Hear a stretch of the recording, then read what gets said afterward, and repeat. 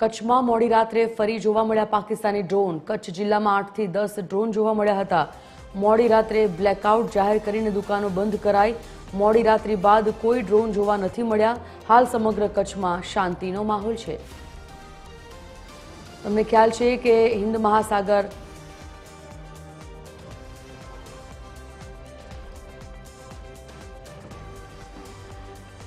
રવિ Motwani live જોડાઈ ગયા છે। સંવાદદાતા વિગતે જાણીએ। રવિ, જે પ્રકારે મોડી રાત બાદ કચ્છમાં ફરી એકવાર ડ્રોન જોવા મળ્યા હતા, શું વિગત સામે આવી રહી છે? એક તરફ યુદ્ધ વિરામની જાહેરાત બંને દેશો તરફથી કરી દેવામાં આવી છે, બીજી બાજુ કચ્છમાં મોડી રાત્રે ડ્રોન જોવા મળ્યા હતા, શું છે હલચલ?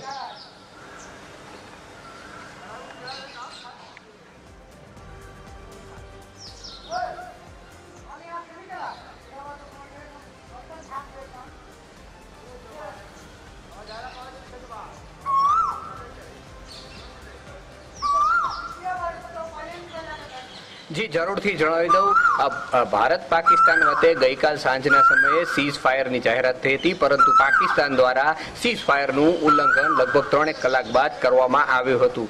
જેની વાત કરીએ તો સરહદી વિસ્તારોમાં ફરી સતર્કતા જોવા મળી હતી।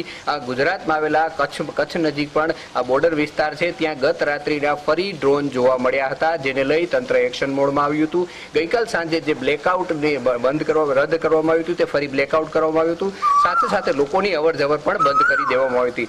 મોડી રાત બાદ કોઈ પણ જાતની હલચલ જોવા મળી નથી। કોઈ પણ ડ્રોનના સમાચાર નથી કે ફાયરિંગના સમાચાર મોડી રાત બાદ જોવા મળ્યા નથી। લોકોએ જનજીવન ફરી પાટે ચડતા લોકોએ રાહતનો શ્વાસ લીધો છે। સાથે સાથે વાત કરીએ તંત્ર તરફથી જે માહિતી મળી રહી છે, આજે બધું રાબેતા મુજબ ચાલુ રહે તેવી સંભાવનાઓ સેવાઈ રહી છે, પરંતુ અત્યાર સુધી કોઈ ખરાબ સમાચાર સાંભળવા મળ્યા નથી। કોઈ પણ તરફ ડ્રોન કેવા જોવા મળ્યા નથી। હાલ જનજીવન ફરી વ્યસ્ત જોવા મળી રહ્યું છે। લોકો રાબેતા મુજબ જે પોતાની કામગીરી છે તે કરતા જોવા મળી રહ્યા છે। દુકાનો પણ ધીરે ધીરે ખોલી રહી છે અને લોકો પણ મુખ્ય માર્ગો ઉપર ફરી જોવા મળી રહ્યા છે, જેથી ઘણા દિવસો બાદ કચ્છના લોકોએ રાહતનો શ્વાસ લીધો છે અને ફરી જીવન પાટે ચડતું હોય તેવું લાગી રહ્યું છે। સંજીવની, ધન્યવાદ જાણકારી બદલ રવિ। તો ફરી એકવાર જીવન પાટે ચડતું હોય તેવું લાગી રહ્યું છે। હાલ સમગ્ર કચ્છમાં શાંતિનો માહોલ છે।